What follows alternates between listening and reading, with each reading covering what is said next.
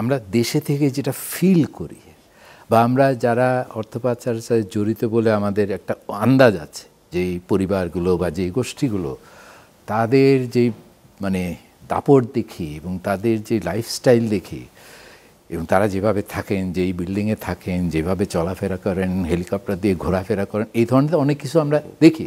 সেটা দেখে তো আমাদের মনে হয় যে না, এটা তারও অনেক বেশি হওয়ার কথা।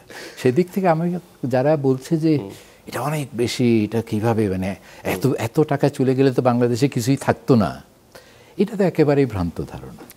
তো ডাইরেক্ট এভিডেন্স আপনি অর্থ পাচার কোত্থেকে পাবেন? কিন্তু বলাই হয়েছে যে বাণিজ্য ভিত্তিক তথ্য পাচার, যে একটা তথ্য সেখানেই দেওয়া হয়েছে যেটা সবাই জানতো, যে এগুলো আমদানি রপ্তানির এগুলোর ভ্যালুয়েশনের মাধ্যমে বা ক্লাসিফিকেশনের সেখানে কিছু ম্যানিপুলেশনের মাধ্যমে এগুলি করা হয়। মিসক্লাসিফিকেশন বলেন বা মিসভ্যালুয়েশন বলেন। তো ওইটাই তো কিভাবে হলো, তাই ইম্পোর্ট করলাম, ইম্পোর্টকে ওভার ইনভয়েসিং করলাম, তারপরে সেই ওভার ইনভয়েসড পার্টটা বাইরে চলে গেল, ওই টাকাটা বাইরে চলে গেল। কে করেছে সেটা আইডেন্টিফাই করা তো আমাদের পক্ষে সম্ভব না। আমরা তো ম্যাক্রো লেভেলের ডেটার ভিত্তিতে, মানে আপনি দেখছেন ওকে জিএফআই রিপোর্ট বলছে যে বাংলাদেশের ক্ষেত্রে 80% বেশি বাণিজ্যভিত্তিক অর্থ পাচার হয়, মানে বাণিজ্যের মাধ্যমে হয়, ট্রেড বেসড মানি লন্ডারিং।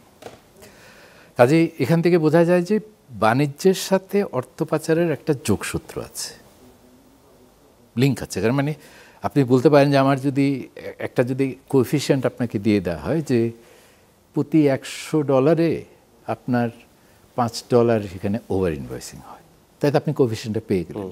তা আপনাকে আমি যদি বললাম যে এই বছর কিন্তু $200 হয়েছে, তা আপনার অ্যাসাম্পশনটা কি যে কোএফিশিয়েন্টটা যদি কনস্ট্যান্ট থাকে তাহলে $10 হলো। ওইটা আমি হিসাব করলাম এই অভিজ্ঞতার, মানে অতীতের বাণিজ্য এবং অর্থ পাচারের যে রিলেশনশিপটা আছে সেই রিলেশনশিপের ভিত্তিতে আমি হিসাবটা করলাম যে বাণিজ্য আমি দেখছি ওই রিলেশনশিপটা যদি স্টিল ভ্যালিড থাকে তাহলে যেটা $5 হয়েছিল এটা এখন $10 হওয়ার কথা।